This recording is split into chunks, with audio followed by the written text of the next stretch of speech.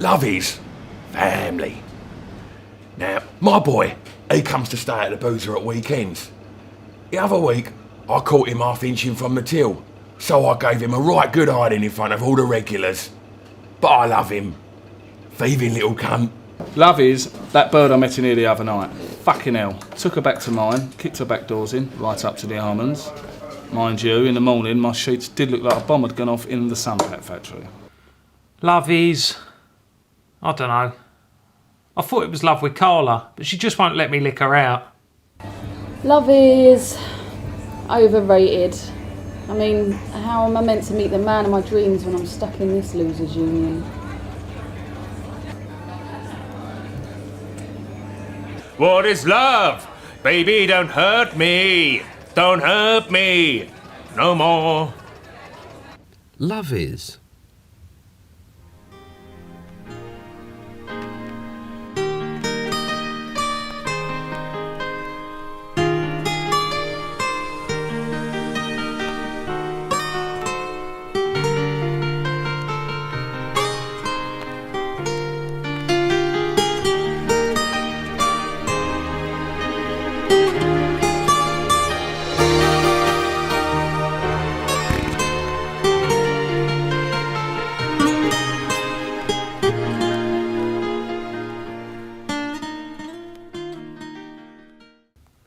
At the risk of sounding wetter than the front row at an Enrique concert, I think sometimes love can hit you when you're least expecting it.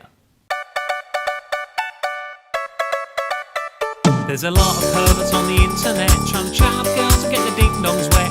I am one, but don't tell my mum, cause if she finds out then I'm gonna get done. There's a lot of perverts on the internet trying to chat up girls and get the front bums wet. He is one, but don't tell his mum, cause if she finds out then he's gonna get done.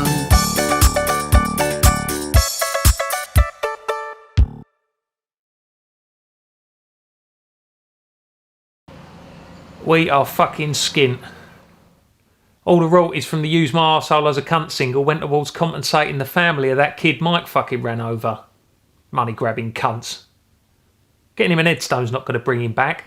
But the good news is, whilst we've been stuck indoors of an evening, I have discovered a new website. It's called eBay. And it's basically a big fuck off car boot sale. Except of course you don't have to get up at 6 o'clock in the morning out in the freezing cold to some muddy field full of people on benefits. And look at my stock. A grown man with pubic hair and sexual urges, fart-arsing around with kids' toys. Fucking disgusting. eBay, pedo's playground. It's just another one of Mike's stupid schemes, like when he said he was going on Dragon's Den. He'd been to a couple of clubs in Vauxhall and decided he'd found a gap in the market for a portable rimming stool. It was basically just an old car tyre with 3 chair legs gaffer taped to it. So I said to him at the time, I moved. Oh, for fuck's sake! Roy! Bring us the plunger! I've got some proper collector's items. Here, have a look at this. House Trap, the Joseph Fritzl board game. Throw the dice, chance your luck, escape from the basement before Dad wants to fuck. Some of these games are like new. Some of them still gift wrapped. My mate Terry gets us all this stuff. He does house clearances. I hope Mike starts shifting some of this shit soon. These fucking toy collections everywhere. Every time I open a cupboard, a fucking Cabbage Patch doll plops out. Fucking hell! It's like living in Toys R Us. If you replace the animated giraffe with an alcoholic nonce. Why am I on my way up the pub? I'll tell you. I got a message on eBay. Apparently, Toy Lady 1970 wants to do a buy it now on one of my toys. She wants to pay us £5,000. She's going to come round, pick it up tomorrow and give us the cash. Mike's been out since yesterday on a massive bender. I've not even seen him. Paul the builder texted from the pub to say he was dancing around in front of these 2 old blokes who were trying to have a game of dominoes, waving his cock at them, shouting there ain't no party like a lemon party. But something weird's happened while he was out. I'm in love. This is going to sound mental, but I'd had 4 or 5 cans of special brew, and I was cleaning some of Mike's shit up off the floor, when suddenly I heard this voice go, "Cunt!" As I've looked behind me, I realised it was the Birds World toy, and it had come to life and was talking with me. She said her name was Nikki. Hello, my name's Nikki. I said it was a weird coincidence, because that was the name of my ex-girlfriend who died in the Brian Ferry disaster in the early 90s. I've still got some pornographic Polaroids of her in a box up the loft, but it's too painful for me to look at them. As the evening went on, we talked and talked about anything and everything. We had so much in common. Oh, I love mushroom pizza too. How weird is that? It's like she really understood me. Yeah, I've seen your videos on the internet. They're well funny. They're like, well, funny. We talked and drank long into the night. I must have passed out in the end, but I woke up in the morning with her. In my arms. I was proper hammered. I don't think I've ever been so drunk. Apart from when he killed that kid drink driving at Christmas, he was very drunk that night. And the night he broke his collarbone trying to do a somersault off the pool table. And the night he lost his BMW in a game of shove halfpenny. And the night he offered to suck me off in exchange for a bag of pork scratchings. All right, so Mike Gibbons likes to drink. Whatever. This morning was weird. She was just a toy. I tried talking to her, but she just sat there and didn't move. I kept wondering if it had all been a dream. But my feelings seemed so real.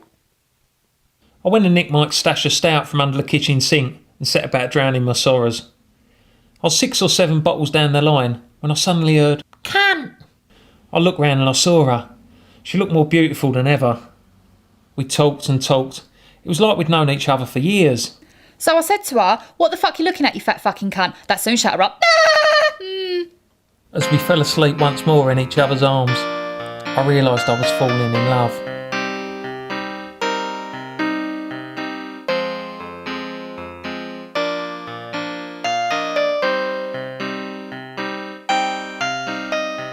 Nobody knows that you and me have a secret love that could never be. A love that others would destroy. The forbidden love between man and toy. A forbidden love, a secret smile, like 2 closet gays or a paedophile. A love that dare not speak its name. A secret love between a bloke and a game. It's drink that brings us together. It's Mike that keeps us apart.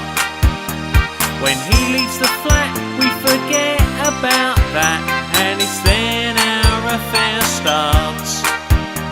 It's drink that brings us together. It's Mike that keeps us apart.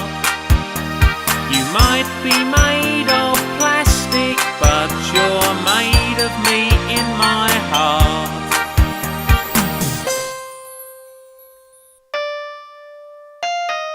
A mint condition 1986 Girls' World, the holy grail of 80s toys. Normally, little girls smear them with makeup and totally ruin them, decreases their value. Boxed, unmade up, you're looking at £50,000. I met Mike the following afternoon. He took me into the flat and there was a tall chap asleep on the sofa, cradling the Girls' World in his arms. I woke Hunt up and told him the good news, but I think he'd been drinking and he told me to fuck off. Mike turned up with this nerdy woman, going on about Nikki being worth a load of money. I didn't want to sell her though. You can't put a price on love. Unless of course you're visiting a prostitute. Then it's about 30 quid for topless oral. He was slurring his words and, well, he used some rather industrial language, but once Mike had talked to him, he seemed to come round to the idea. I explained to Cunt we'd be able to clear all our debts, put some money into the business and go on holiday somewhere nice, like Ayia Napa. I hated Mike for wanting to sell her, but I knew I had no say in it. It broke my heart. I just wanted one last chance to see her and say goodbye. He staggered into the kitchen, emerged with half a bottle of dessert wine, and then disappeared into the toilet. Mike and I were stood outside, feeling extremely awkward. Eventually, he emerged and said, She's in there. You can take her now. The toy collector went in to get the Bird's World and she came out holding it like that. She looked like she was going to be sick. Nobody knew of our sweet taboo when I was off my tits on special brew to To say goodbye, I knelt in front of you and whacked my cock in your face because you asked me to. Like buying some flowers or releasing a dove, I poked a hole in your gob as a gesture of love because you didn't have a minjole, piss flaps or a clit, or even a dirt box. There was no sign of it. It's drink that brought us together. It was Mike that kept us apart. But when he went out, I cracked open his stout, and it's then our affair started. It's drink that brought us together. It was Mike that kept us apart. You've got nothing to lose when you're cunted on booze, and a fire is in your heart. He spunked all over my investment, It was completely worthless. and now my dreams are shattered. It's a fucking disgrace. He fucked the face. Mind you, he was fucking battered. It's drink that brings us together. It's crisps that tear us apart. You won't be a loser if you visit a boozer. There's a chance you'll go home with some tart. It's drink that brings us together. It's peanuts tear us apart.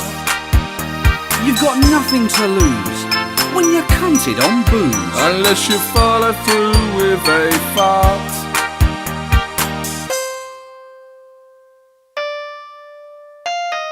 It felt so real.